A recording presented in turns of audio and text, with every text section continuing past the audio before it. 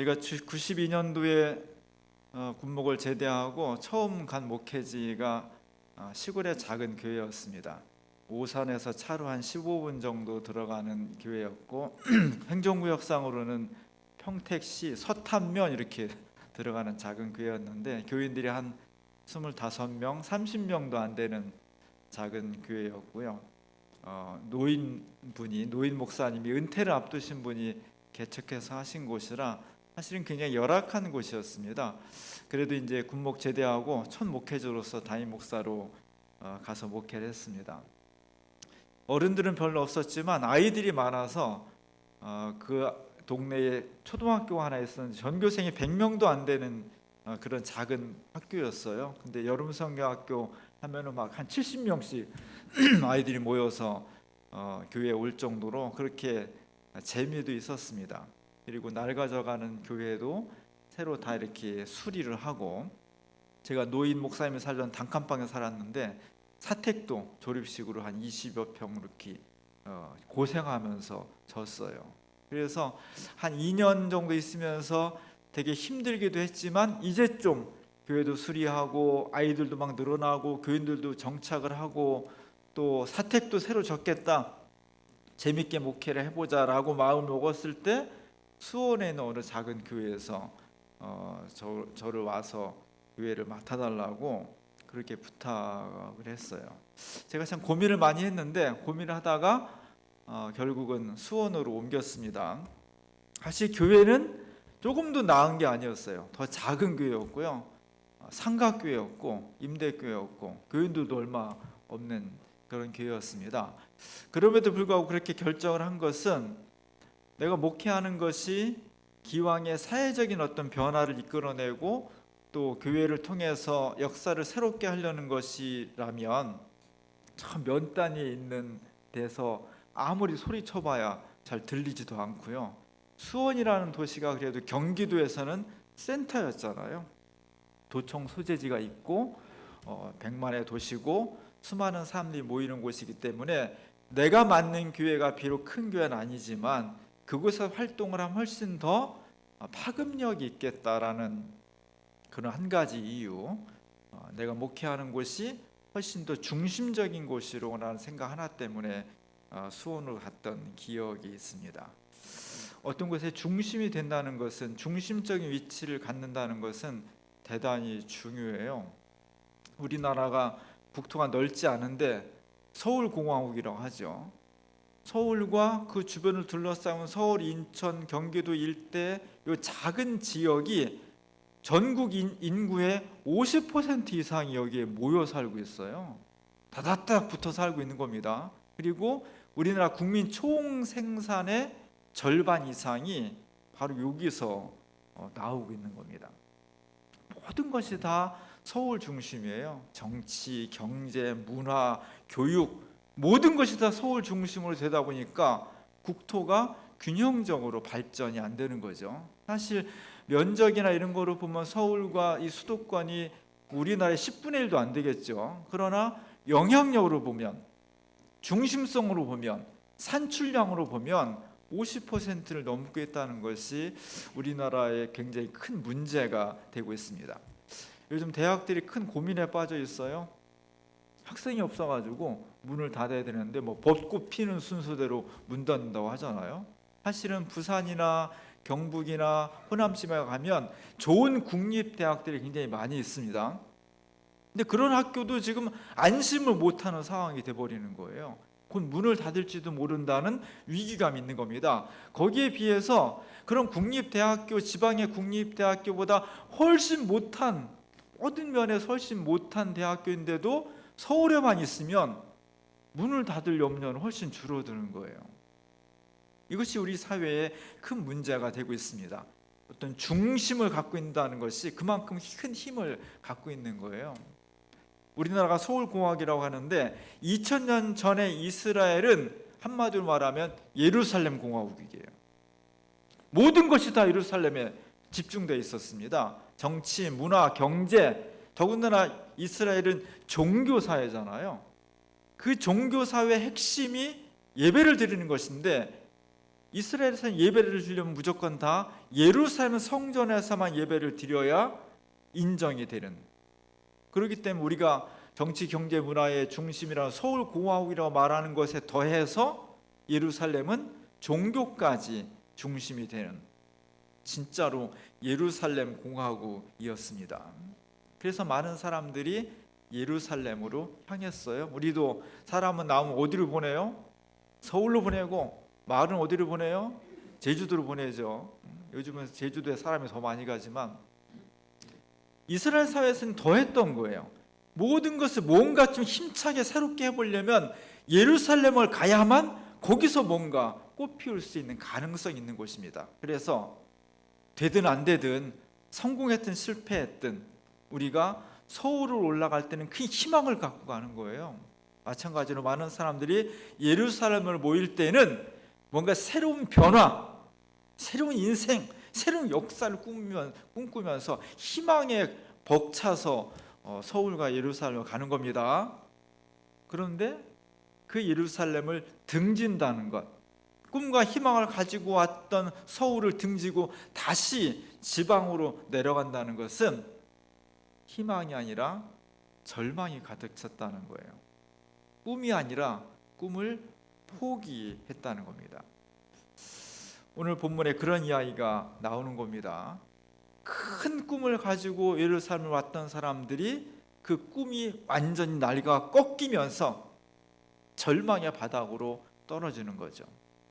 근데 놀라운 것은 이 절망의 시기야말로 하나님께서 우리와 함께 하시는 최적의 조건이라는 겁니다.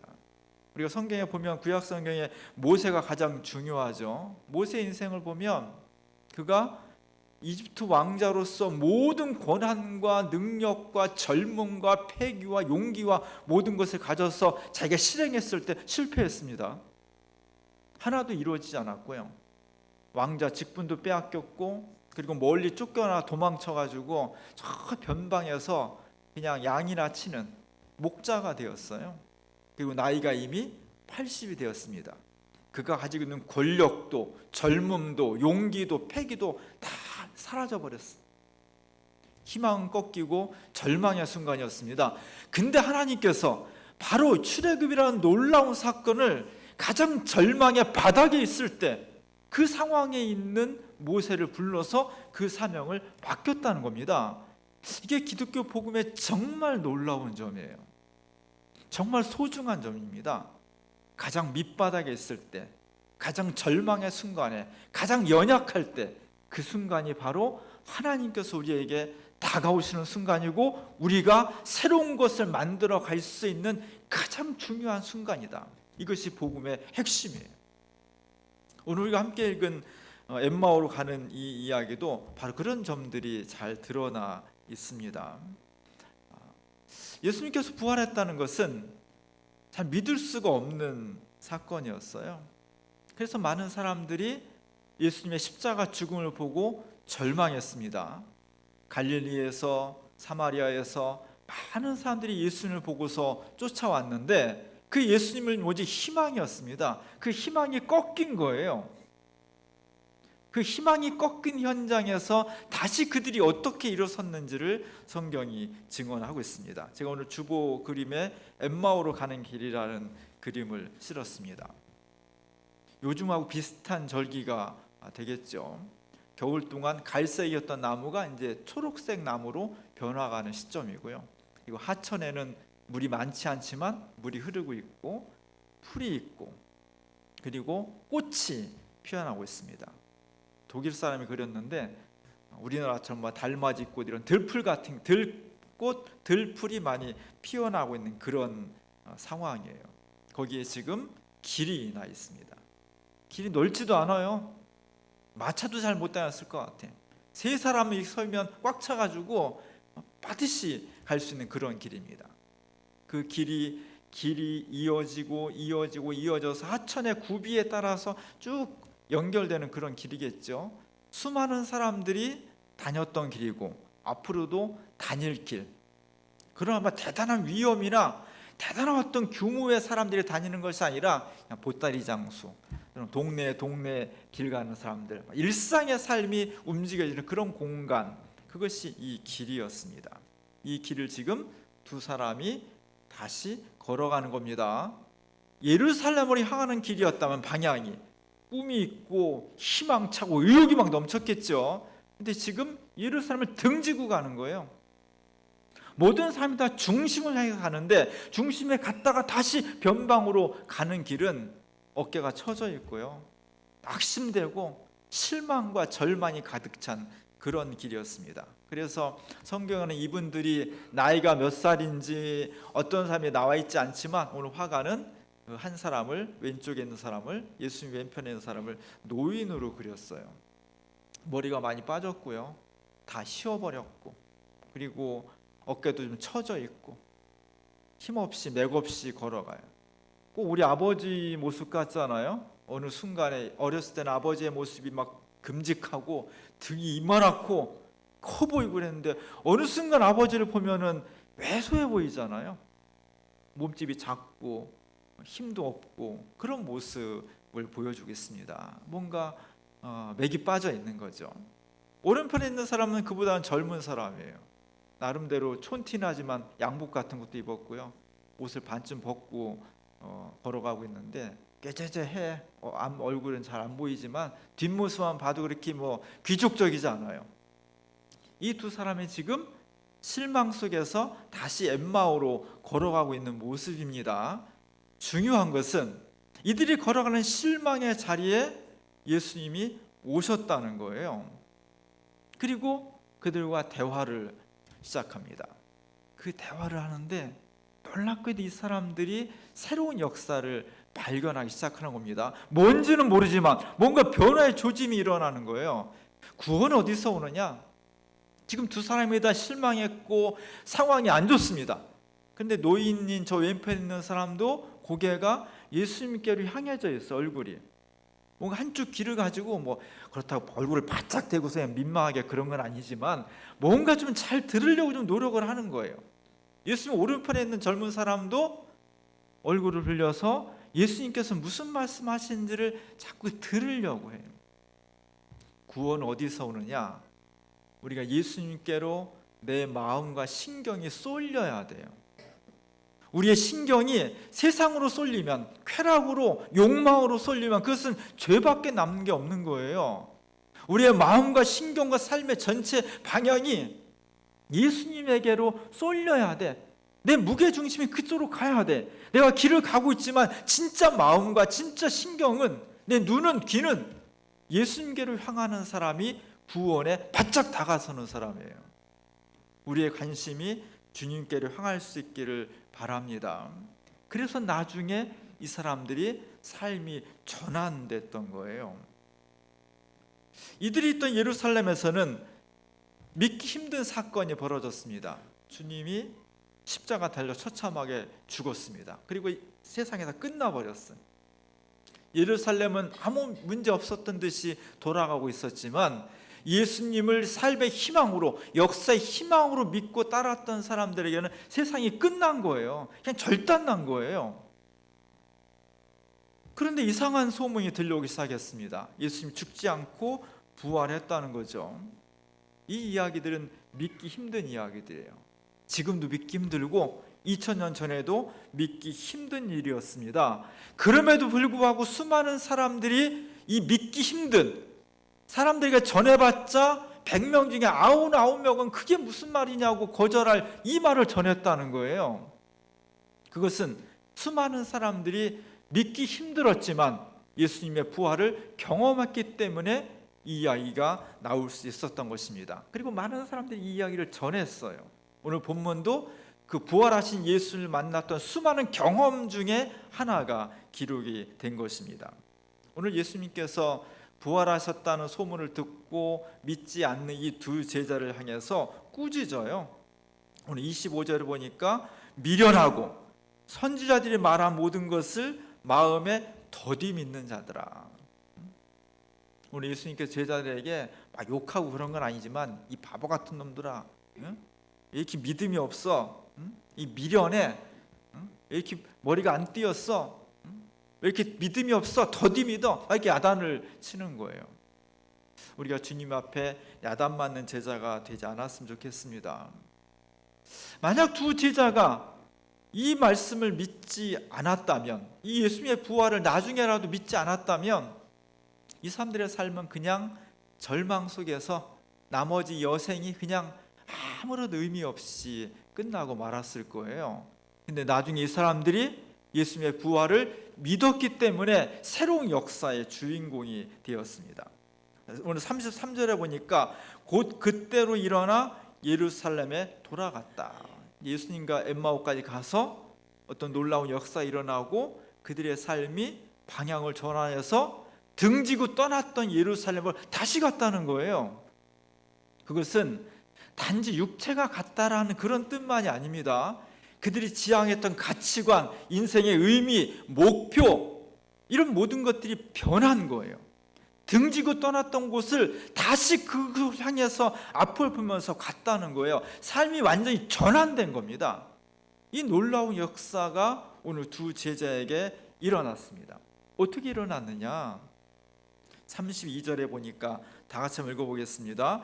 그들이 서로 말하되 길에서 우리에게 말씀하시고 우리에게 성경을 풀어주실 때에 우리 속에서 마음이 뜨겁지 아니하더냐.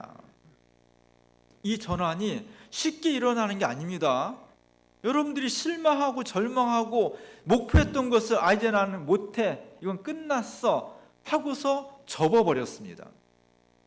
근데 그 다음날 보니까 다시 희망이 막 불타올라. 나 다시 해야 돼, 할 수 있어, 정말 놀라운 일이야. 그게 그냥 일어났겠어요? 뭔가 그 사이에 뭔가 계기가 있는 거지. 그게 뭐냐? 오늘 두 제자가 고백하기를 우리가 길에서 예수님 그분의 말씀을 들었는데 그때 우리의 가슴 속에서 뭔가 뜨거운 게 올라오지 않았느냐. 이 경험, 그리고 엠마오에서 예수님이 떼어주시는 떡과 잔을 받아 마셨을 때 그들의 눈이 띄어졌다는 거죠. 육체적인 조건으로 볼 수 없었던 새로운 영안이 놀리면서 부활하신 예수님을 믿는 놀라운 역사가 일어났다는 것입니다. 이 전환이 중요해요. 우리가 이 전환을 우리 것으로 만들어야 되겠습니다. 지금 절망 중에 있는 사람들, 연약함 중에 있는 사람들, 실망해서 의욕이 떨어진 사람들, 그 사람들이야말로 예수님을 가장 가까이서 만나고 삶을 전환시킬 수 있는 놀라운 기회가 됩니다. 오늘 우리가 눈물을 흘리면서 같이 기도했지만 오늘 세월호 구주기입니다. 만 9년 전에 우리가 그 놀라운 소식을 TV 뉴스를 통해서 보았던 것을 아직 잊지 않고 있습니다. 9년이 흘렀습니다. 정권도 바뀌었고요. 여러 가지 놀라운 일들이 있었습니다. 그럼에도 불구하고 아직도 세월호가 왜 침몰했는지, 그 속에 어떤 비밀이 있었는지 원인이 정확하게 밝혀지지 않았고, 이 엄청난 사건에 대해서 누가 책임을 져야 되는지 책임자도 규명이 되지 않고 있습니다. 꼭 누구를 정죄하자는 것이 아니라 원인을 밝혀내고 책임자를 밝혀내야만 다시 이 어처구니 없는 일들이 재발되지 않기 때문이거든요. 만약에 세월호의 사건의 원인이 밝혀졌고 책임자가 규명되었다면 우리가 그토록 아파했던 이태원 12구 참사는 예방할 수 있었을 거예요. 그 159명 중에 우리 아이가 들어가 있지 않아서 그렇지, 아무도 장담할 수 없는 어처구니 없는 죽음을 우리는 예방할 수 있는 기회가 있음에도 불구하고 아직 못하고 있는 겁니다. 그래서 절망스러운 거예요. 참 많이 힘들었을 거예요, 유족들이.